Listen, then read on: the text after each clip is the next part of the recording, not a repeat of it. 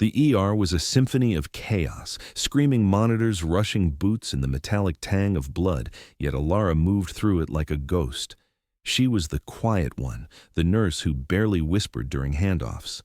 But when the bay doors hissed open for a trauma code soldier, the rhythm snapped. As the surgeons hesitated over the jagged shrapnel in his chest, Alara froze, her eyes locked on a faded, jagged ink spiral on the man's collarbone. The shy girl vanished. "Step back," she roared, her voice cutting through the alarms like a blade. "He's bleeding out internally from a rare arterial shunt. Move, or he's dead in 60 seconds. For the first time, the entire surgical team didn't just hear her, they obeyed. The heavy silence in Trauma Room 4 felt like a physical weight pressing down on the gathered medical team. Dr. Vane stood with his scalpel poised, his knuckles white against the sterile plastic of his gloves. The overhead surgical lights hummed with a low electric vibration that seemed to vibrate in the very bones of everyone present. Blood pooled on the floor, reflecting the harsh fluorescent glow in deep, dark ripples of crimson. The wounded soldier lay on the table, his breathing a wet, ragged rattle that threatened to stop at any second. Beside the gurney, Alara stood transformed. The woman who usually spent her shifts blending into the beige wallpaper of the hallways was gone. In her place stood a figure of absolute, terrifying stillness. Dr. Vane blinked, his brow furrowing as he looked at the nurse who had just commanded him to stop. His voice was a mixture of confusion and growing irritation. He told her to step back and let the primary surgeon do his job. He said they were losing the patient, and every second wasted on her outburst was a second closer to a flat line. He moved the blade closer to the soldier's sternum, intending to open the chest cavity and find the source of the torrential internal bleeding. Alara did not flinch. She did not retreat. Instead, she stepped forward with a rhythmic, hypnotic grace that seemed out of place in the frantic environment of a city hospital. Her movements were fluid and ancient, reminiscent of a predator stalking through high grass or a shaman performing a ritual at the edge of a fire. She reached out and firmly gripped Vane's wrist. The physical contact was a violation of every protocol in the building, yet the sheer intensity of her gaze held the entire room captive. The background noise of the emergency department began to fade away. The distant sirens, the shouting in the hallways, and the rhythmic beeping of the monitors seemed to merge into a single steady pulse, like a drumbeat in the deep woods. Alara leaned over the patient, her eyes fixed on the man's collarbone. There, amidst the sweat and the grime of the battlefield, was the mark. It was a serpent entwined around a jagged spear, inked in a shade of black that looked like crushed volcanic stone. She spoke. Then, and her voice was no longer a whisper. It was a cold, focused resonance that sliced through the tension like a sharpened flint. She told the room that they were looking at a ghost. She explained that the mark belonged to the 3rd Extraction Unit, a clandestine group that operated in the high mountain passes where modern supply lines could not reach. She told Vane that if he made that incision, the man would die before the blade even finished its path. The surgeons and tech staff watched in hushed awe as she pointed to the specific curve of the serpent's tail. She explained that this unit utilized experimental, non-standard vascular clamps during field extractions. These devices were designed to maintain extreme pressure in high-altitude environments to prevent arterial collapse.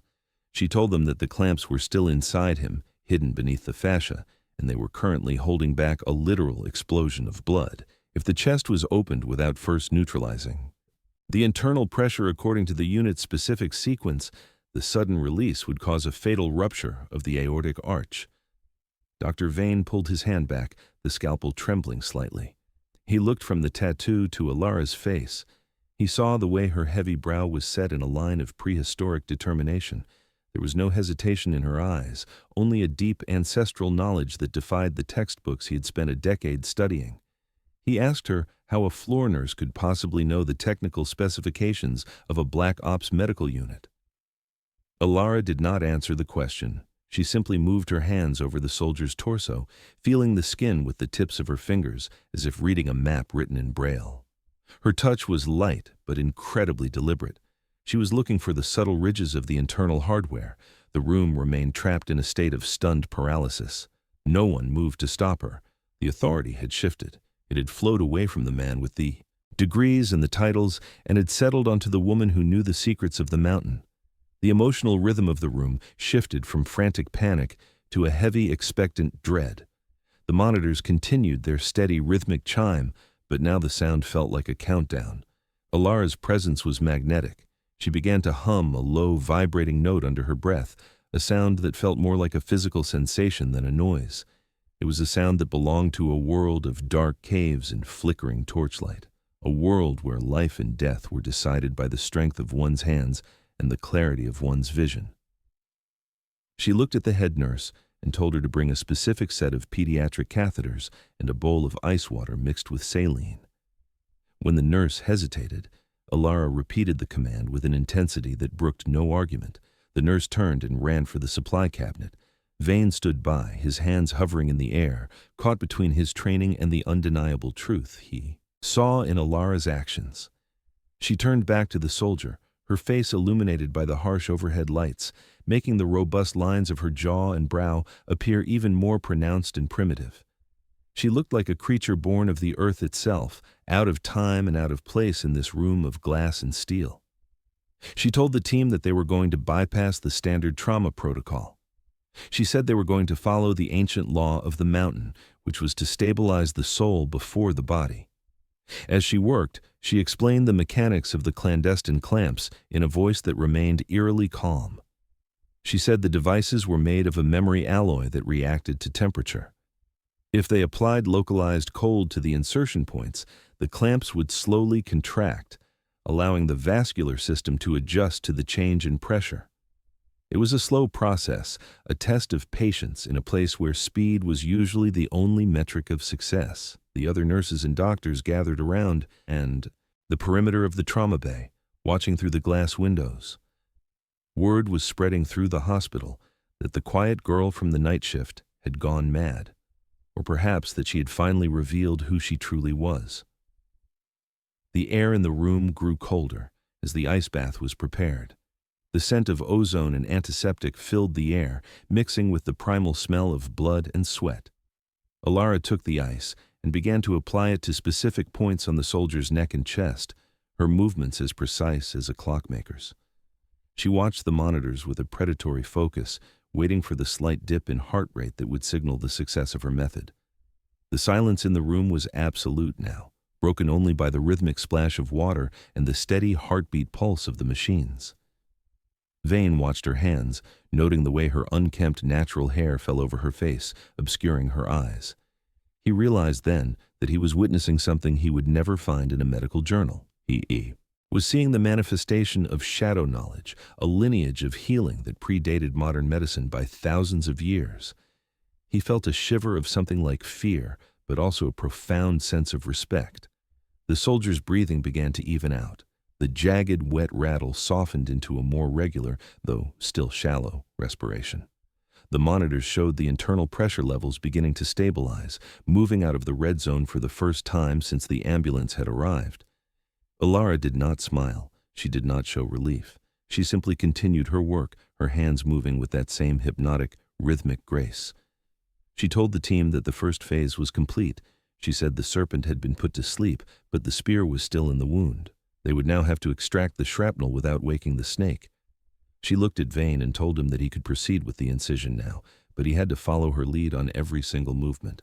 She told him that his hands must be as steady as the mountain and as silent as the snow. Vane nodded, his ego completely submerged in the necessity of the moment. He stepped back to the table, his scalpel ready. He was no longer the leader of the trauma team. He was a student, and Alara was the master. The room felt charged with a new kind of energy, a focused, primal intensity that pushed back the chaos of the hospital. The shattered silence of the ER had been replaced by a new kind of order, one dictated by a woman who had finally found her voice in the presence of a dying man's ink. The lights seemed to flicker for a brief moment, casting long, dramatic shadows against the walls. In that moment, the sterile room looked like a cavern, and the medical team looked like a tribe gathered around a fallen warrior. Alara stood at the head of the table, her presence filling every corner of the space, her eyes never leaving the soldier's face. She was no longer the shy nurse. She was the commander of the ER, a title she had claimed not through rank, but through the undeniable power of her ancient, hidden truth. The transition from the trauma bay to the operating room was a blur of steel and speed.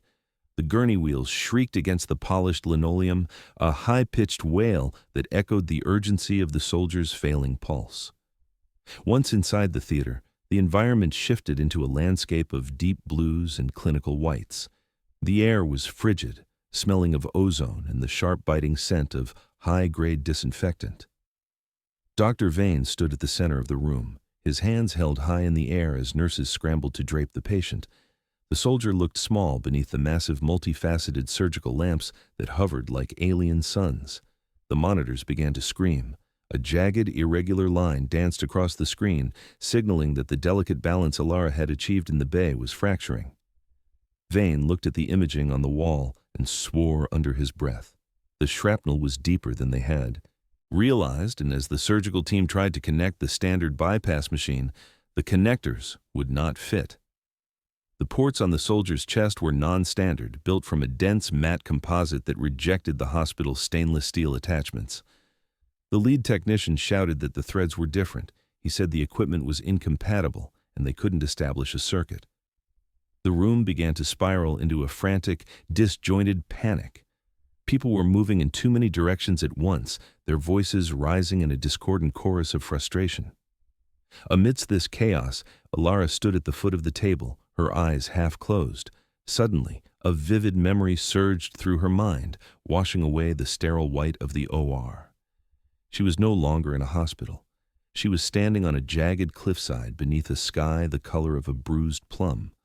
The air there smelled of damp earth, wood smoke, and the metallic tang of a coming storm. She saw herself as a younger woman, her face smeared with ochre and soot, her hair a wild, unkempt tangle that matted against her neck. She was kneeling over a fallen hunter whose leg had been crushed by a rockfall. She had no steel, no monitors, no anesthesia. She had only the raw materials of the earth and the rhythmic knowledge of the pulse. She had used hollow reeds in the cold flowing water of a glacial stream to keep the man's limb from festering, syncing her movements to the slow, steady drip of snowmelt. Alara's eyes snapped open, returning to the blue-tinted light of the operating room. The transition was jarring, but her mind was now clear. The primitive instinct of the survivor had merged with the technical precision of the nurse. She moved to the supply cart with a sudden, predatory speed. She told the surgical tech to forget the bypass machine. She said they were going to build their own pressure regulator. Her voice was a calm, hypnotic anchor that pulled the room back from the edge of hysteria. She grabbed a coil of narrow pediatric tubing and a handful of three-way stopcocks. She told Vane that they needed to create a manual shunt. She explained that the diameter of the pediatric lines would mimic the resistance of the mountain unit's internal clamps. Vane looked at the pile of plastic tubing in her hands. He told her it was impossible. He said the flow rate wouldn't hold and the pressure would blow the seals. Alara did not stop her hands from moving. She was threading the thin tubes together with a rhythmic weaving motion that looked like she was braiding cordage in a prehistoric camp. She told him that it would hold if they established a cooling rhythm. She directed 2 nurses to bring basins of sterile slush. She told them they would not pump the blood. They would let gravity and thermal contraction do the work. She began to narrate the process in a low, vibrating tone that seemed to steady the hands of everyone in the room. She spoke of the way fluid moves through a narrow pass. She said that nature does not force the flow, it invites it. The surgeons watched, mesmerized, as she bypassed the $1 million bypass machine with $20 worth of plastic and a bowl of ice. As she worked, another flash of the wilderness hit her. She remembered the deep forest greens of a valley where she had once tracked a wounded animal not to kill it, but to understand its pain. She remembered the way the light filtered through the canopy in dusty golden shafts. In that world, everything was connected by a hidden geometry. The way a vine wrapped around a tree was the same way a vein wrapped around a bone. Back in the OR, Alara connected her improvised shunt to the soldier's non-standard ports. She used a heavy-duty adhesive and a manual pressure wrap made of elastic bandages. She told Vane to watch the color of the blood in the line. She said that if it turned too dark, they would increase the ice. If it turned too bright, they would slow the rhythm. The pacing of the room changed. The frantic, jerky movements of the staff smoothed out into a synchronized, hypnotic flow. They were no longer a modern surgical team. They were a group of humans huddled around a life, directed by a woman who saw the world in patterns of heat and cold, pressure and release. Growth. The soldiers' blood began to move through the pediatric lines. It was a terrifying sight, a crimson thread looping through a makeshift web of plastic, but the monitors began to steady. The erratic screaming of the alarms faded into a soft, rhythmic chirp. The tension in the room remained high, but it was now a focused, productive tension. Vane took a deep breath, his eyes meeting Alara's over the top of his mask. He saw the robust, heavy line of her brow, the way her natural hair escaped her surgical cap in wild, dark wisps. He saw a woman who was entirely unafraid of the silence or the dark. He realized that her silence in the past hadn't been a lack of confidence, but a form of conservation. She had been saving her voice for a moment when the world actually needed to hear it.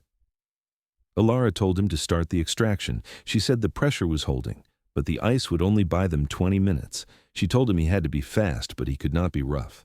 She described the shrapnel as a tooth in the heart of the mountain. If he pulled too hard, the mountain would crumble. Vane began the delicate work of removing the jagged metal. Every time his hand shook, Alara would speak a single word of encouragement or correction. Her voice acted as a physical stabilizer, a low-frequency hum that seemed to cancel out the tremors of his fatigue. The visual contrast in the room was striking. The vivid, earthy colors of Alara's internal memories, the ochre of the earth, the deep green of the moss, seemed to bleed into her perception of the sterile OR. She saw the surgical instruments not as cold steel, but as extensions of the hand, like the bone needles and flint scrapers of her ancestors. A nurse whispered that the blood pressure was dipping. Alara immediately adjusted the flow on one of the stopcocks, her fingers moving with a rhythmic weaving precision. She told the nurse to add more slush to the secondary basin. She said they needed to trick the body into thinking it was at rest in a cold cave. She said the heart would slow down to protect itself if it felt the winter coming. The surgical team worked in a state of collective trance. The hierarchy of the hospital had dissolved completely. There was no chief, no lead, no nurse. There was only the work. The pressure in the room was immense, a physical weight that made the air feel thick, yet Alara moved through it as if she were walking through a familiar forest. As Vane finally clamped the primary artery and lifted the first piece of jagged steel from the soldier's chest, a collective sigh rippled through the room. But Alara did not relax. She told them that the danger was not over. She said the body would try to reclaim its heat now that the metal was gone. She told them they had to manage the rewarming with the same hypnotic pace they had used for the cooling.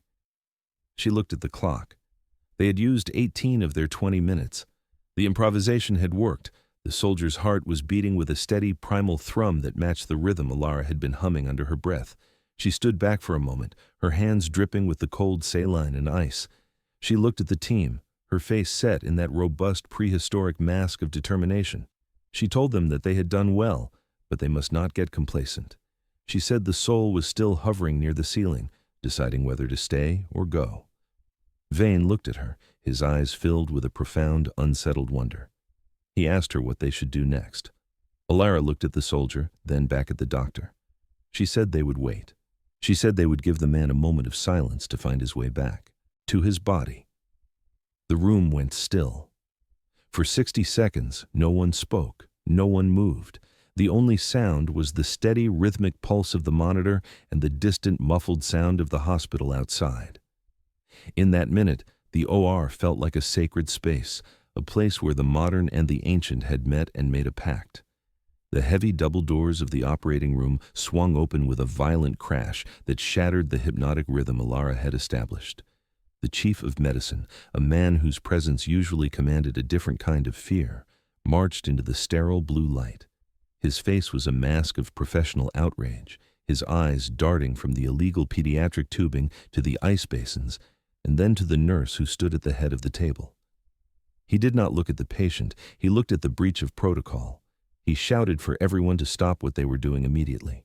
He told Alara to step away from the table and warned her that she was not only losing her job but would likely face criminal charges for practicing medicine without a license.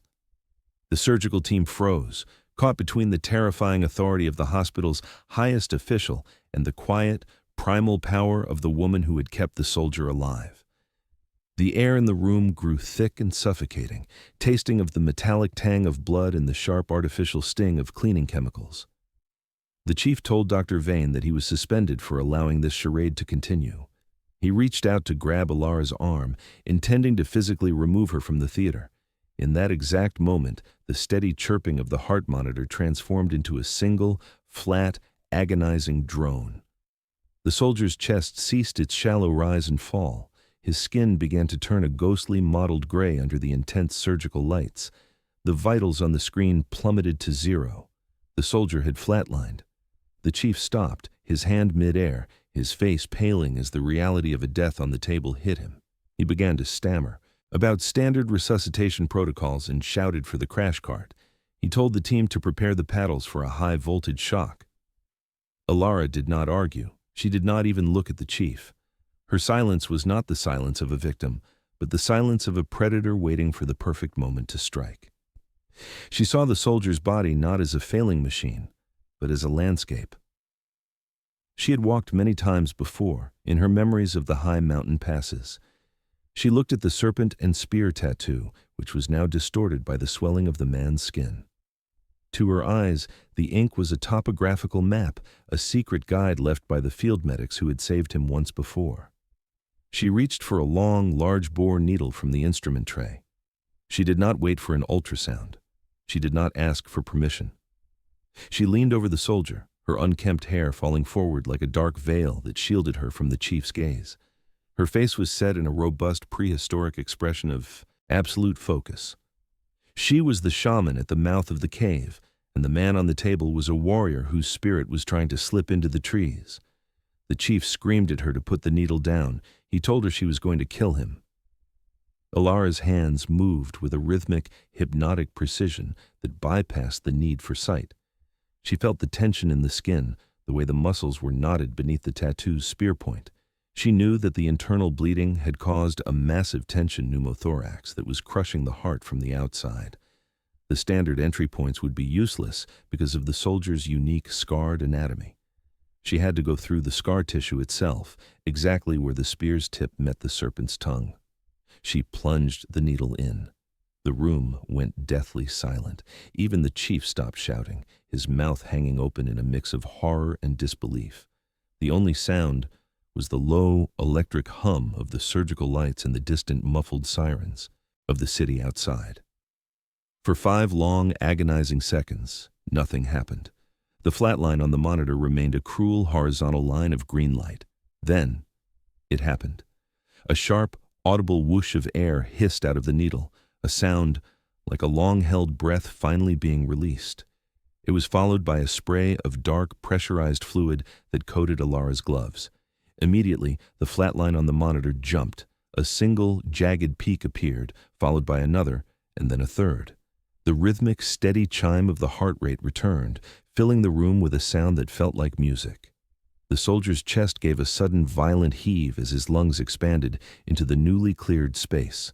The gray tint in his skin began to recede, replaced by a faint, struggling flush of pink. The chief of medicine stepped back, his back hitting the cold, tiled wall. He looked at the monitor, then at the needle still held firmly in Alara's hand, and then at the nurse herself.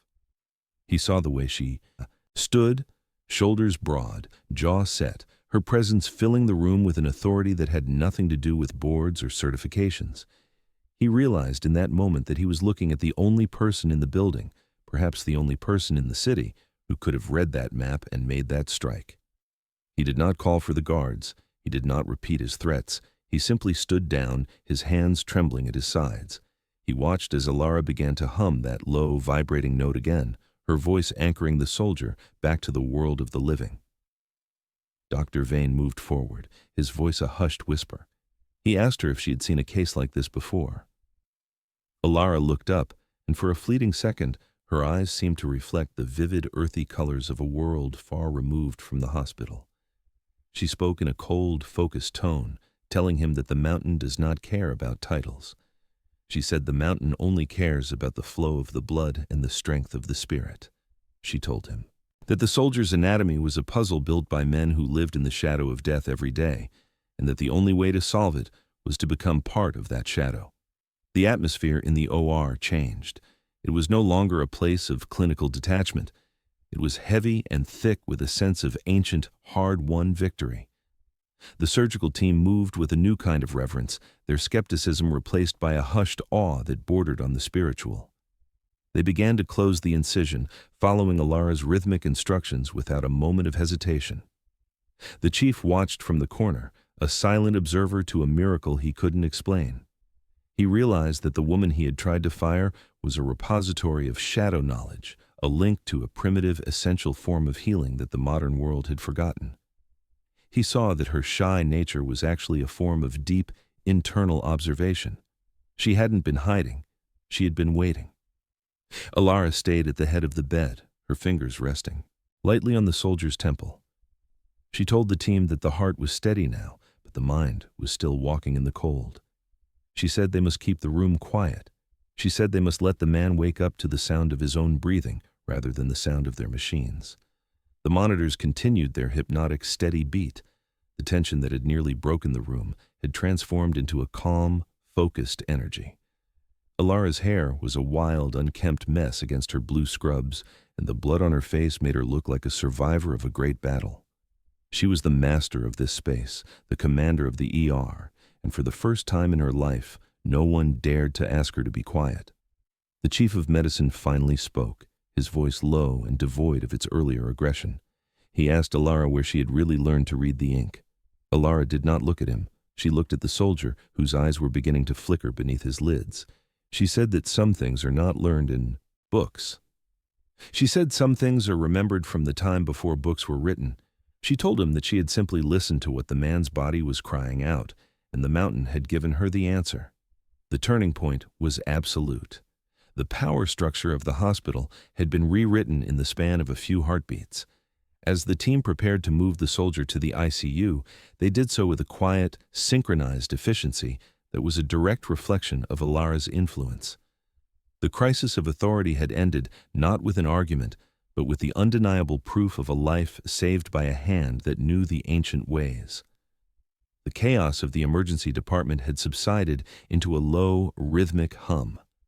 The soldier had been moved to the ICU, his pulse a steady and reliable drumbeat that echoed through the quieted corridors.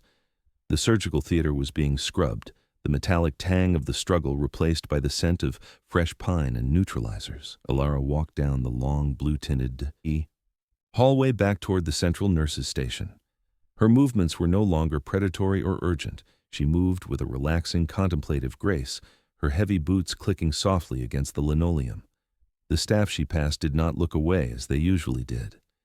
Instead, they stepped aside, their eyes following her with a mixture of hushed awe and profound respect. She reached the station and began to peel off her stained surgical gloves. Her hands were steady, showing no trace of the high-stakes gamble she had just won. The vivid, earthy colors of her memories, the deep forest greens and the ochre of the mountain soil, seemed to linger in the periphery of her vision, blending seamlessly with the clinical whites of the hospital. She felt a deep, satisfying sense of completion. The hunter had been saved, and the ancient law of the mountain had been upheld in a world of glass and steel. Dr. Vane appeared at the edge of the desk. He did not lean over it with his usual air of distracted superiority. He stood back, giving her space, his posture reflecting a new equilibrium. He looked at her for a long time before he spoke, his voice low and devoid of the sharp edge it usually carried. He told her that he had seen a lot of things in 20 years of trauma surgery, but he had never seen anything like what she did with that needle. He said that the way she read the tattoo and the way she anticipated the pressure release was something that couldn't be taught in a residency program. He asked her, man to man and peer to peer, where she had really learned to move like that. Alara did not look up immediately. She focused on the way the light reflected off the surface of the desk, a calm and hypnotic focus that centered her. When she finally met his gaze, her expression was neutral, the robust lines of her brow and jaw softened by the dimming lights of the night shift. She told him that some knowledge is not found in the light of a classroom. She spoke of family traditions that stretched back longer than the hospital had been standing.